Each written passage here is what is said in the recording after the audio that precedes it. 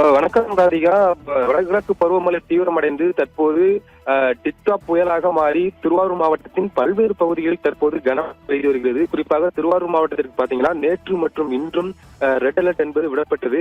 இதனால் தற்போது திருவாரூர் மாவட்டம் முழுவதுமே பரவலாக மழை பெய்து வருகிறது. குறிப்பாக திருவாரூர், திருத்துறைப்பூண்டி, நீடாமங்கலம், நன்னிலம், மன்னார்குடி, கோட்டூர் உள்ளிட்ட பல்வேறு பகுதிகளில் இங்கே மழை தற்போது வரை இடைவிடாமல் பெய்து வருகிறது. இதனால் பொதுமக்களின் இயல்பு வாழ்க்கை என்பது முற்றிலுமாக பாதிக்கப்பட்டுள்ளது. குறிப்பாக பாத்தீங்கன்னா திருவாரூர் மாவட்டத்துல இந்த ஆண்டு பாத்தீங்கன்னா 2 லட்சம் ஏக்கர் பரப்பளவில் சம்பா மற்றும் தாளடி விவசாய பணியில் விவசாயம். குறிப்பாக கடந்த 10 நாட்களுக்கு முன்பு பெய்த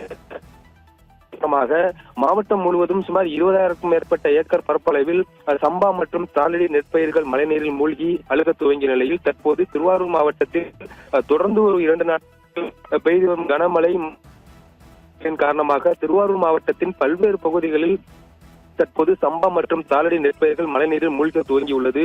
குறிப்பாக கோட்டூர், விக்கிரபாண்டியம், பல்லவராயன்கட்டளை, புழுதிகுடி, சேந்தங்குடி, செருவாமணி உள்ளிட்ட பல்வேறு பகுதிகளில் ஏறத்தாழ 5000 ஏக்கர் பரப்பளவில் தற்போது சம்பா மற்றும் தாளடி நெற்பயிர்கள் மழைநீரில் மூழ்க துவங்கியுள்ளது.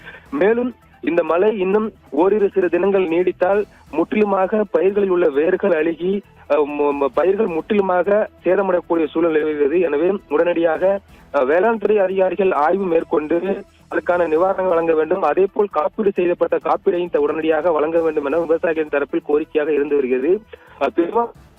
ஒரு இடம் விடாமல் தற்போது திருவாரூர் மாவட்டம் முழுவதும் பல்வேறு பகுதிகளிலே மழை என்பது தற்போது வரை ஓயாமல் பெய்து வருகிறது. இதனால் முற்றிலுமாக பொதுமக்களின் இயல்பு வாழ்க்கை என்பது பாதிக்கப்பட்டுள்ளது ராதிகா.